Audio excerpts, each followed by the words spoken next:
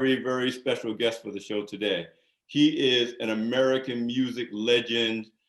He's the last man standing of one of my personal favorite groups of all time. And I haven't introduced him yet, but I'm going to tell this story before I even introduce you. See this album right here? A Lonely Man. It's all battered, of course. It's the original vinyl. I talked my mother out of this album. I conned her out of it when I was a freshman in college by playing I was homesick and I needed something, and she gave me this album. And so it's one of my most treasured possessions. And I also dug up my Half of Love album. Wow. Just to show you the Shy Lights of Chicago, great Chicago R&B, and beyond that, great American music. They go beyond R&B. And my guest today is none other than the founding member of the Shy Lights, Mr. Marshall Thompson. Thank you so much, sir, for being here with me. It's a pleasure to be here, my man. Good looking out. We're going to do our thing. A lot to tell you about today. Well, let's start at the big news that was the first thing that made me say, oh, I got to have you on the show. The Shy Lights are getting a star on the Hollywood Walk of Fame in 2021. Man, what does that mean, man, after more than 5 decades? Well, that's top of the line. You know, we've been all over the world, you know, of course. We've played everywhere. And when I went out there to do the Hollywood Walk of Fame for Mr. Jackie Wilson. And I was a guest speaker there, me and Smokey Robinson and Barry Gordy and Mary Wilson of the Supremes. Wow. So I was a special guest speaker. And it was out of sight. Next thing I know, when I come back home next year, they talking about calling us up there. That's what I'm talking about. I was very excited about that. Very excited. Well, I am too. I'm telling you, I know all your music, man. Don't get me started. I'll be trying to sing. But I love your music. I love the way your music is still being honored and recognized by today's artists who are sampling tracks. My favorite thing with my kids is to say, no, that's not the real song. Now you need to listen to the real song. That's right. The other amazing thing is that again, pandemic notwithstanding, we know COVID has shut everything down, but you're still performing. You're still going strong, performing all over the country and around the world. What is it like to continue to represent your music, your legacy, the legacy of your late group members who passed on, but you're still maintaining that legacy and keeping that music alive? Well, I think what happened is by the youngsters recording our music, and we getting everything that they record on us is a hit. I mean, Beyonce called us and said, "Hey, fellas, I got 6 Grammys for you." What? 6 Grammys? 6 Grammys? And we had that song out, and we sold 2,000 records. and you called me back talking about you got when I first heard it, because I'm playing congos on it as well, Praise and Love. Okay, I'm playing congos on there. She added some more congos to it when she did it. But when she took the song, I said, "What's she gonna do with this record?" Man, she called me and to call us back and say, "Hey, won't you listen to this?" Man, I listened to that song. I just couldn't believe it, man. And then after that, Jay-Z come up with December 4th, our track again, and got us singing on that with him. I think, man, and it's on and on and on. And so every time we play concerts, on the road, outside, especially when they got the younger folks there, they hear the music and they be trying to figure out, what y'all doing? Say, that's Beyonce's song. What you doing? Jay-Z's song. That's Paul Wall's song. That's MC Hammer's song. I say, no, that's our song. Yes. They're using our music, and they say, wow.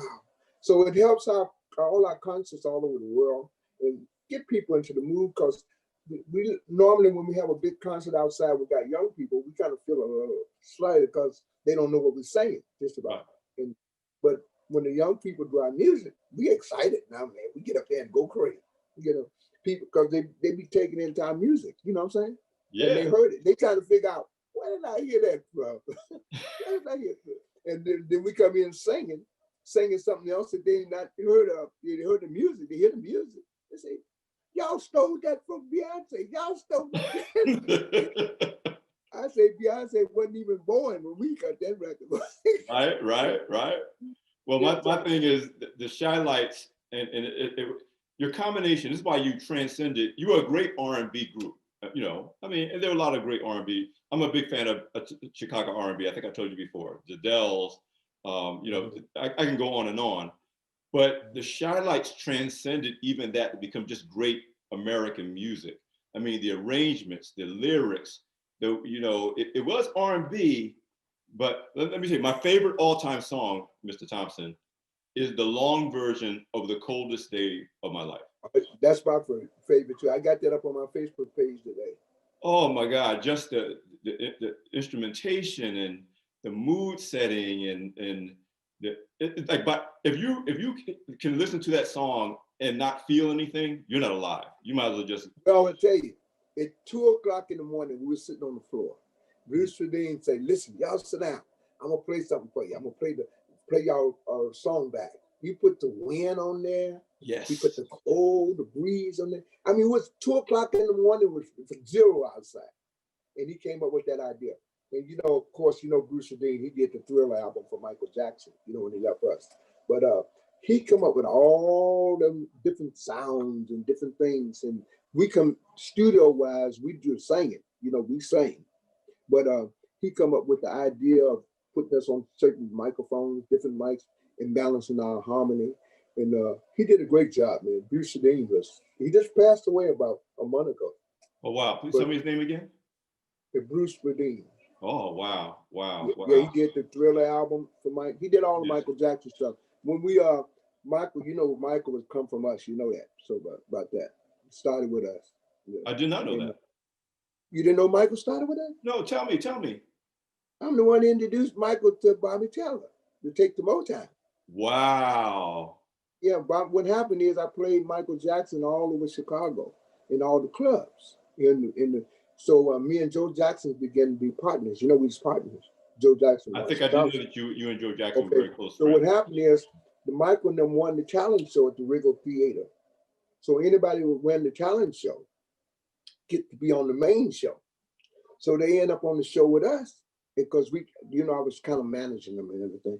So they was tearing the stage up downstairs, man, with the kids hollering and screaming. I'm upstairs talking to Bobby Taylor, trying to get me to go to Motown. Wow. I said, "Bobby, take us to Motown, Bobby." He said, "Well, I'll think about that, Marshall. I'm gonna think about that." And all of a sudden, Michael and them was spinning down there, woo, woo, doing the show. I got a tape on it, but Bobby Taylor telling me all about it. Pull up Taylor Made. Oh, that's wow. all you got. Taylor/Made, and that's Bobby Taylor. He'll tell you the whole story. And so next thing I know, the next day after I introduced him to Joe Jackson downstairs on the stage, he called me next morning, come up, "I'm on my way to Motown." I said, "Joe, what you mean you're on Motown? What about me? What about me? They was on their way to Motown, and it was history from there. And you know, I was very excited about it. I'm glad we didn't go though, because they had too many top acts there. You know, and I ended up with Brunswick Records, and we ended up being the top act. You see? Yeah, right. You were the number one act in Brunswick.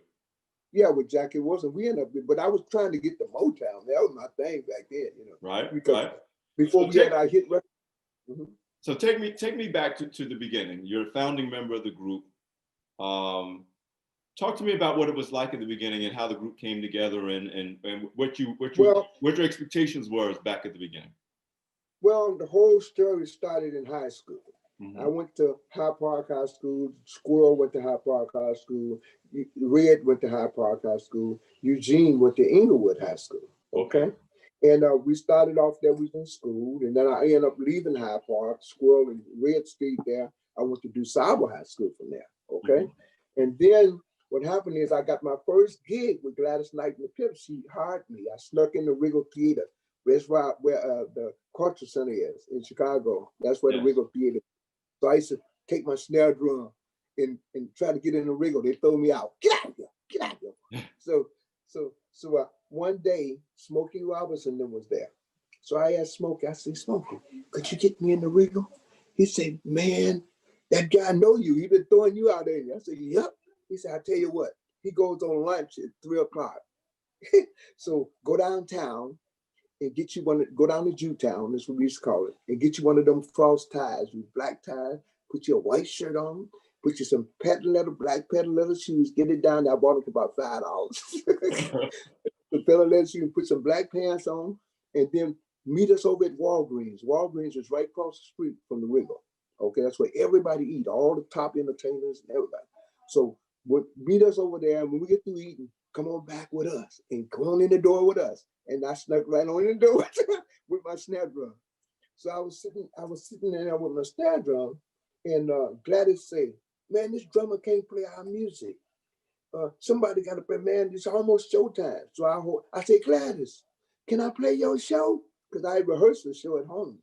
She said, "Come on up here. Somebody got to play this show." So I went on up there and played the show and got the gig. That's my first professional gig. Okay. So I ended up playing with Gladys for the whole week. Then after Gladys was over, I ended up meeting up with Major Lance, which had Monkey Time. Okay. And Major's drummer got drafted into the war. So he said, "Hey, Marshall, I heard you played with Gladys Knight at the Wiggle Theater in Chicago." I said, "Yes, I did for a whole week." He said, "You want to be my drummer?" I said, "What? Man, this is something else here now. Yeah, I left Gladys Knight. Now I'm going with Major Lance, Monkey Time.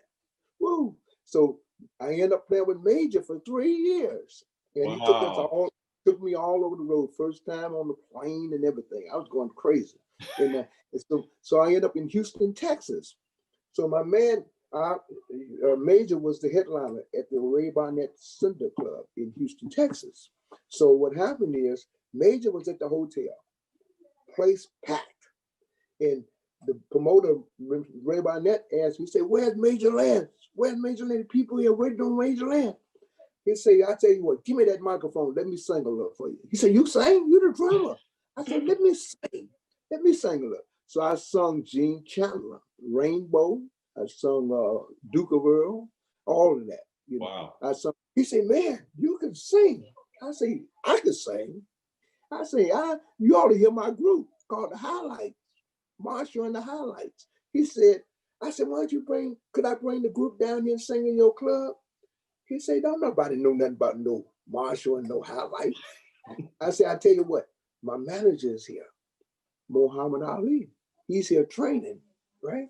I'm gonna go over there and ask Muhammad Ali, can you all put his name up on the marquee?" So Muhammad Ali said, "Yeah, man, I'm coming to see y'all anyway." So he went in there and put Muhammad Ali's name up on that marquee, and he brought us down from Chicago. Place was jam-packed, people all around the block. Wow. So we went in there with Eugene, Squirrel, Red, and me, the original highlights there. Right. And we tore the place up. So we ended up going back to Houston, Texas every week. Every week. They called us, "Come on back." So we got back here. Then I was on the bus and I was headed down to 12th Street down there. And I seen Major Lance was outside. So I told Major, I said, "Major, what you doing down there, man? Man, you're a big star. They're going to tear your clothes off." So Major say, "Man, I'm going up to the office. You feel like going up to the office with me?" I said, "To what? To your office up there with Brunswick, with Carl Davis?" I said, "Yeah, let me go up there and meet them." I went up there and met him and asked Carl, I said, "Carl, could I bring the shine lights down there?" Which was the Highlights again still. Right. Could I bring us down here for audition? He said, "Bring them on down." So I ended up getting Eugene out of a cab. He was driving the cab. Squirrel was welding. He was a welder. Mm-hmm. And Red was at the post office. Okay. So I said, "Hey, man, could you lead them jobs and let's go get this audition going?" So we went on down there, and who do I see coming up the steps? Jackie Wilson. I said, "Man, is that Jackie Wilson?" He said, "Yeah, that's Jackie Wilson." I said, "Man, that's Jackie Wilson, man." He came on up the steps. I was shaking.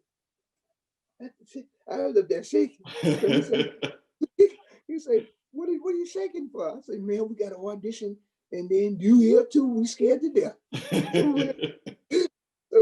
So we went in there. We went in there and got to singing, because we always sing, because we come up with the Dales and Eldorados and Spaniels, the real singing with the Moon Globes, Harvey and the Moon Globes. So we was with the real groups we could sing, Flamingos and stuff like that. Right. So Jackie wasn't saying, "Man, you better sign them boys." Wow. So that's how we got our break. And that rest is history. And let Yeah, me yes. just do a quick pause. I want to give some props to, because you mentioned the Harold Washington Cultural Center, Right. and we have a mutual friend. That's part of the reason why I was able to get you on the show. The global director, Jim Lita Tillman, is a friend of mine. I'm a supporter of the center. And when she found out how much I love Chicago music and found out how much I love the Shy Lights, she was like, "You need to talk to Mr. Thompson." So props to Jim Lita Tillman, props to the Harold Washington Cultural Center for connecting us and making this conversation happen. Well, that's family there. That's family, you know, for years and years. We right there. And everything that she does is top notch. So Yeah. when she asked me, she told me, "Hey, you want to be on the show?" I say, "Man, you got it going, I'll be there. You know, I'll be there." But I'm getting calls from all over the world right now, different Yes. places, star in Hollywood coming up next year. So I said, I'm going to take this time out in General Leader. I'm going to take this time out and get it done. And I so First appreciate you. time I was kind of asleep. I did so many interviews. I said, let me get the interview straight now there. So it's a pleasure, man, to have me on the show. And I thank Jimmy Leader. She knows that. You know, we love her to death. Family, that's niece really. And I have fun with her all the time. Well, I think the world of her. I'm just getting to know her, but I'm thinking the world of her. So talk to me about 2021. I mean, obviously, we're hopefully we'll be past this pandemic. It's looking like, you know, the light is at the end of the tunnel. You're going to get your star on the Hollywood Walk of Fame. Tell me, and the other thing is, you're not slowing down in the least. I see all the energy you bring. You're there. So what are you looking for in 2021? And what do you? Well, basically, you know, we doing big concerts now. You know, we've been doing the 14,000 seaters, 12,000 seaters. So that's going to break down now, and that's in the Latinos in California. That's what's been coming to our shows a lot. You know, the Latinos, and they've been coming in droves. I mean, they from 16 years old up to 25. They know all of our music. They know everything, all the songs, and everything. They can sing the song better than we can sing. Wow. Yeah, and to be able to do what we're doing now, coming from the hits that we had, you know, of course, you know, we did the big TV shows. We got our hits like the work. You know the story of Have You Seen Her? We had been on the road for a year singing the B side. Of Have You Seen Her? Yeah, we've been singing the B side of Have You Seen Her. We didn't know. See, Have You Seen Her was a B side, so we didn't know that was the hit. I did not realize that. Have You Seen Her is an amazing song. Well, that we didn't know that. It was on the other side till we got to St. Louis. When we got to St. Louis, we played. We was on tour with Jackie Wilson for 3 years. And when we got to St. Louis, we was at Kill Auditorium doing our show concert. So we came off the stage singing everything but Have You Seen Her? Wow. So the people say, "Have you seen her? Have you seen her? Have you seen her?" They were going crazy. We say, "Have you seen her? That's a B-side. Our band don't know that."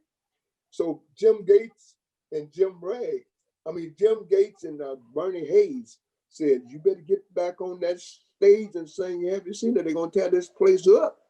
I said, "What?" We looked at each other. Gene looked at me. I looked at Squirrel, looked at Red. We said, "Uh-oh." And Red is from St. Louis. So, you know, he was going to catch it. They going to get him. So we said, "What can we do? What can we do, man? What can we do?" So we went out there and sung do do do do do do do do for about 15 minutes. That's all we sung. We didn't even sing the song. We sung that, and the audience was standing on chairs all on the balcony up there singing do do do do do do do do, and that saved us when we got out of there. Wow. Yeah, that was amazing. That was the start of it, and then from there we got back home. Of course, we had one of the best management teams in the world. You know that same ones managed us, managed Rita Franklin, Sammy Davis Jr., Dick Clark. Okay, we did the Flip Wilson show. So we had the same managers. So we had that strength behind us. Yeah, some consistency over time in quality support. Right, and doing all those supporting shows, and our close friend, Mr. Don Cornelius, Soul Train. Yes. You know, so we did them shows. So it took us up to another level. And then the way we sing was crossover. Because when we got to Flip Wilson show, before we went to Flip Wilson show, Carl Davis told us to take Old Girl with us. I said, "Man, Old Girl, that ain't no hit record." Old girl ain't no hero. He say, man, you better take that old girl with you. I'm telling you, man, we got the Flip Wilson show and some old girl. A month later, Everybody knows "Oh Girl." man, a month later, Everybody knows that it song. came on the charts at #1. It didn't even climb the charts. Came straight Wow. on at #1. You know. Here's another song I want to ask you about. You're gonna know I'm a real fan. This is my favorite Father's Day song, and most people don't know it. I know what it is. Let me be the man my Let me daddy be. was. You better believe it. That's our favorite song for Father's Day. We sing it on all our Father's Day dates. Yeah, well, Yeah. everybody knows I'll always love my mama for Mother's Day. And I'm like, oh, that's Right. great. But we need a Uh-huh. song for Father's Day, and that's my Father's Day song. Right on, right on. Well, we get a great hand singing it all the time when we play. A lot of people be waiting on that, especially when they got the satellites on the show, Yeah. So, but things are gonna change next year. I'm gonna changing everything kind of around. I'm gonna do. I'm putting like a comedian just about on the shows with us now. That way we can do our whole 2 hour show Oh, with all wow. of us, other than stand on stage doing just a half an hour, 45 minutes with all those other lot of groups on there.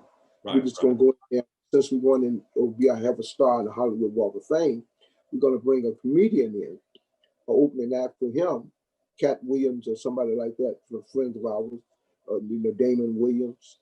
They can do their whole hour, or I mean not an hour, but a whole half an hour. Okay, J.J. Walker, my good friend of mine, which will be at the Hollywood Walk of Fame with us. He can do his half an hour. And then we can come out there with my big orchestra because I'm adding to the orchestra now. I already have 14 pieces. I'm adding 6 more pieces to it. So it's going to be a big orchestra. We come in there and sing all of our hits that people will not miss now, some of the albums. So tell me, what keeps you going? I see you're so excited. You're so energetic. What keeps you going? I mean, you've been at the game for a long time. You've accomplished so much. You're still accomplishing stuff.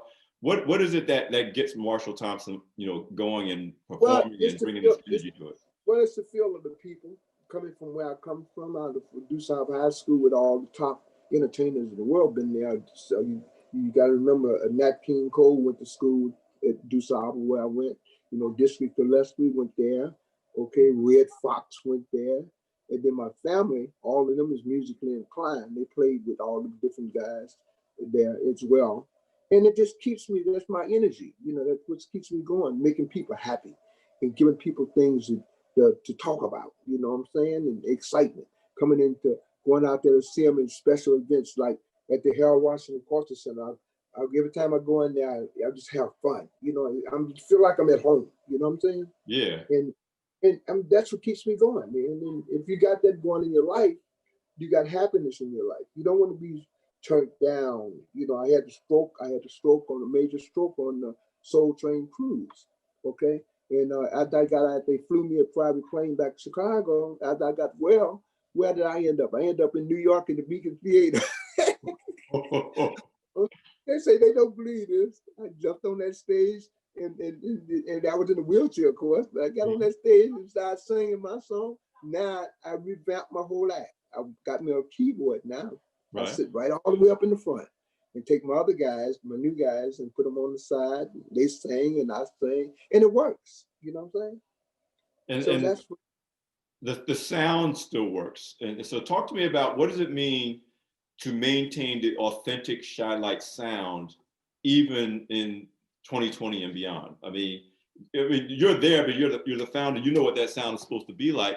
How do you get the new people that you're bringing in, the new singers and others, to really keep that authenticity going? Well, what I try to do, I try to audition guys that kind of grew up kind of without music, so they kind of know it. Our songs that have been so big in recording wise, just about everybody around our age bracket or a little younger kind of know the songs anyway. So they already kind of know the songs when they get to me. So then I tell them, listen, take this tape home and rehearse. Rehearse it just like you hear. I don't need no extras. I don't need no putting in there extra. You didn't put that in there on the record. Right. We sang it just like the record, far as with that recipe. Close as you can.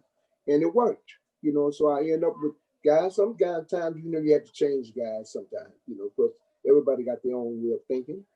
But at the end of the day, the last man standing is Marshall Thompson. You know Yeah, what I'm saying? yeah. So they see Marshall, they notice there's some shylights there. You know, or the other guys passed away, but I'm there. So they still have a original shylights on stage because you And know they it's got a just lot of a groups great running way to around. keep the legacy of your Eugene record and the other your other partners alive in a really wonderful way, to keep that legacy going. Talk to me about your book. I think you're about to re-release it, or you just re-released it again. It's been out about a couple of years now, and it's Called The doing Last pretty Man good. Standing. It's doing better now than it was because now that we are getting that star in Hollywood, everything is going up to another level. You know how they go. Yeah. So, So what was your goal in writing that book and telling that story? well, I wanted everybody to understand how the music business works because they don't really understand. They look at a star and well, he's a star, he got a lot of money, and they don't understand what it took us to do to get to that point. Mm. Okay? They don't know the struggle that we had. It took us 10 years to get our first hit record. 10 years. And it's nothing that came overnight, just happened. You know, it took us 10 years. I had to go out and play drums, like I told you, with Gladys Knight at the Ringo. I had to go play with Major Lance. I had to play with Alvin Cash, Twine Time. I don't know if you remember that. I don't. Okay. It's Twine Time. Ooh, ah, ooh, ah. That was a big record for him. But the thing is you have to do what you have to do to get to the next level to what you want to do. Gladys Knight now, with Gladys, she's so excited for me. When I spoke at Michael Jackson's burial, I didn't speak at the funeral. I was there with Joe, but I spoke at the burial. And I was telling Michael, I said, Mike, to his casket, you know, I was telling him, just speaking to him, I said, listen, I've been with you all for almost 50 years now. And I'm going to always support the Jackson family all the time, no matter what. Now, look what happened. I'm right here getting a star in Hollywood up the street from him. That's amazing. So yeah, can't get rid of me now. The other thing that was fascinating about your group is, and I know one member did leave, but most groups that are big, successful groups don't stay together. Sooner or later, they split up, one person leaves. The Shylights are still the Shylights. I mean, all four of you are still the Shylights.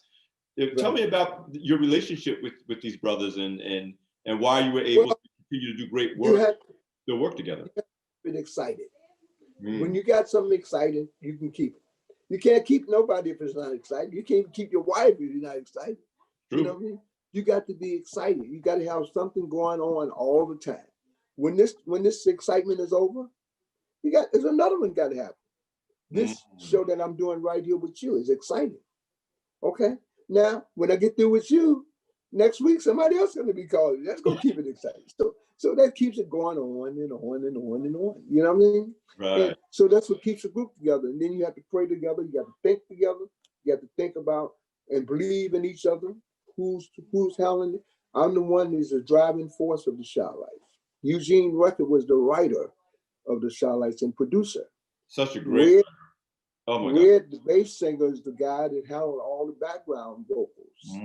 He the one made up all them good background keys to make sure we got the keys because he come from High Park High School. He was an A major in music, okay? And we had Squirrel handling the transportation. So each one of us had something to do in the group. And we had our own inputs together to make it work.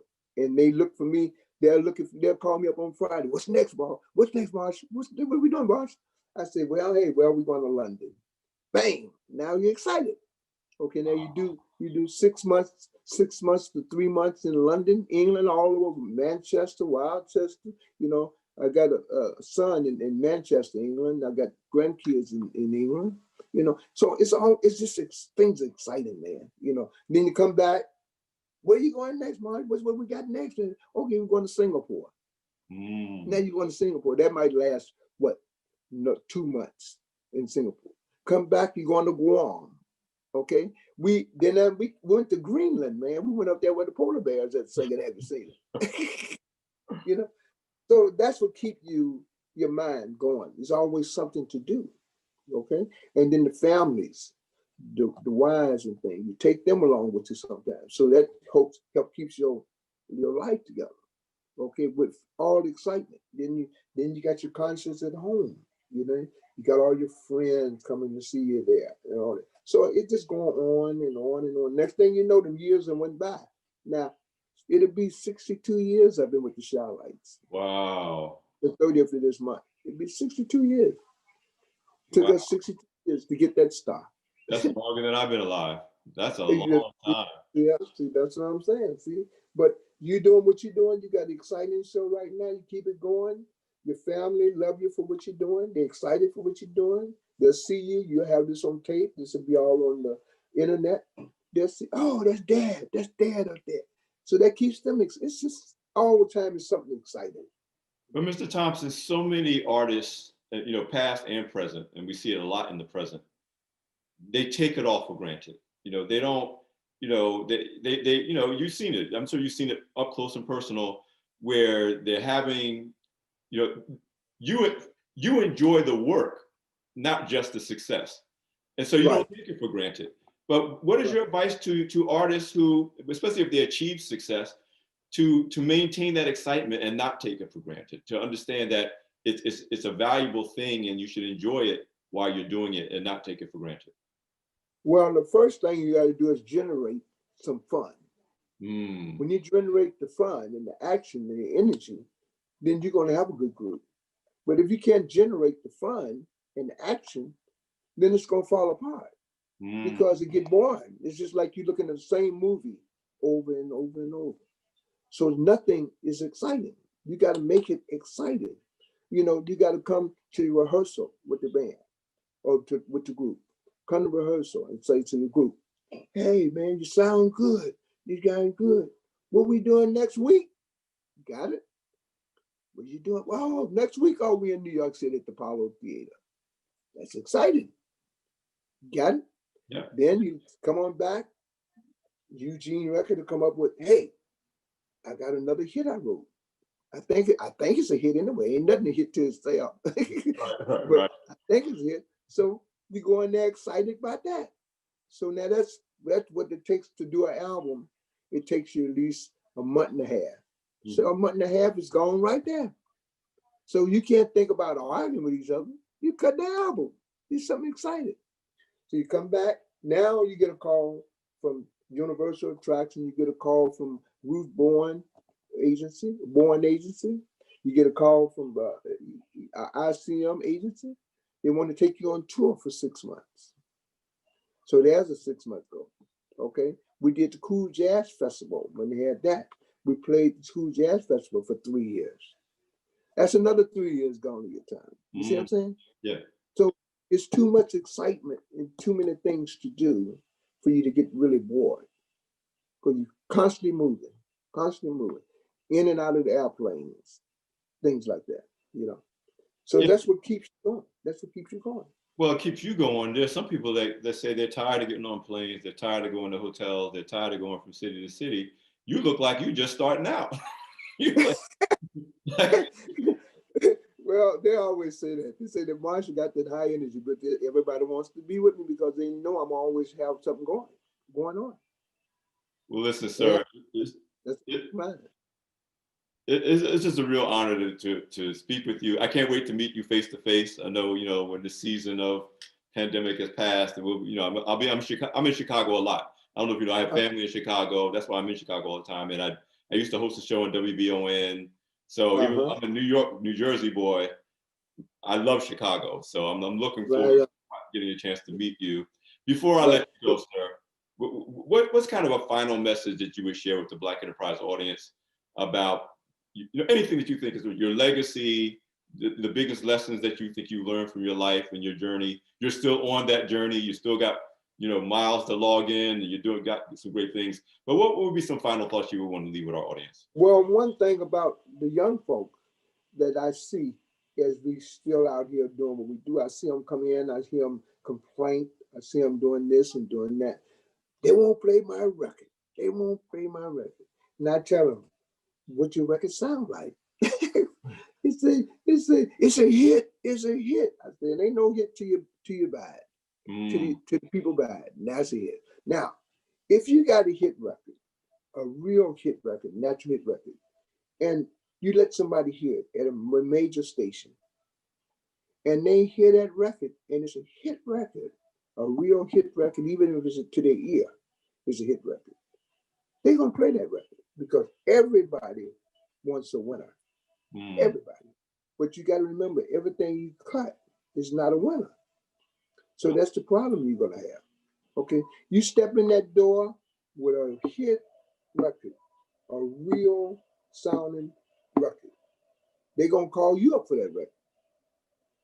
They're gonna call you. But now it's a little easier because now you can prove your records on the internet. Right. You got all kind of outlets now. You got Spotify, Twitter, all kind of ways to get your record out there. Okay? You go to jancoairplay.com. They play your records on the air, all over the world. Okay? You might not have a hit in Chicago, but they might like it in Spain. You might not like it in Spain, but they might like it in Italy. Okay? They might not like it in Italy, they might like it in England.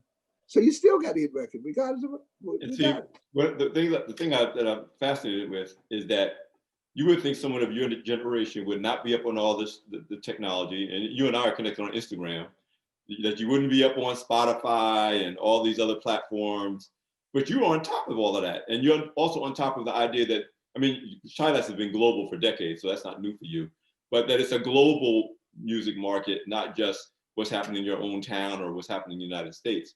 So I think that's another lesson for people to understand, that no matter what generation you're from, you still got to be technologically on top of things, and you still got to recognize the global market. Well, I've been doing the computer about 20 years now.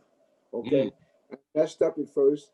I mean, I tried it, and I skipped at 3 o'clock in the morning messing up, hitting the wrong button. So I said, okay, let me try it again next time. I tried it again next time, and I got it. Okay, I learned that. Then I went over here and stayed on this part. I never thought I could work no computer, but now that's all I do is computer all day. You know, I got something going on there. If you stay on my Facebook page and all things like that, what's a website and all that, you see stuff everywhere. You know, and that's the key to staying successful with this right now. You know, you don't even need a big record company all the time no more, like we did back in the day. Right. You can push that stuff yourself. And there's so many platforms to go to make you a success. It's ridiculous. And try to get into, if you know somebody in town, a major artist that's been an artist, try to reach out for them. Try to get to be a friend of them. Ask them questions. Go backstage and stuff. Just like I did with Gladys Knight. If it wasn't for Gladys Knight, I wouldn't have got my break. She the one who gave me my first break. Right. You see what I'm saying? Yeah. So everything starts somewhere. So just kick it in, but you got to believe in yourself. Like I cut the record, hold on to your dreams. Dreams are the wings of the mind. You can fly anytime you like. That's a perfect way to end our conversation, Mr. Thompson. Thank you so much for joining us on Beyond the Hype. It's a great honor to have Thank you. My pleasure. And congratulations again on the star on the Hollywood Walk of Fame for you and the Shy-Lights, who for me live on forever. So thank you. You bet. Thank you. This is Alfred Edmond Jr., Senior Vice President, Executive Editor-at-Large at Black Enterprise. You've been listening to the latest edition of Beyond the Hype. I'll see you next time.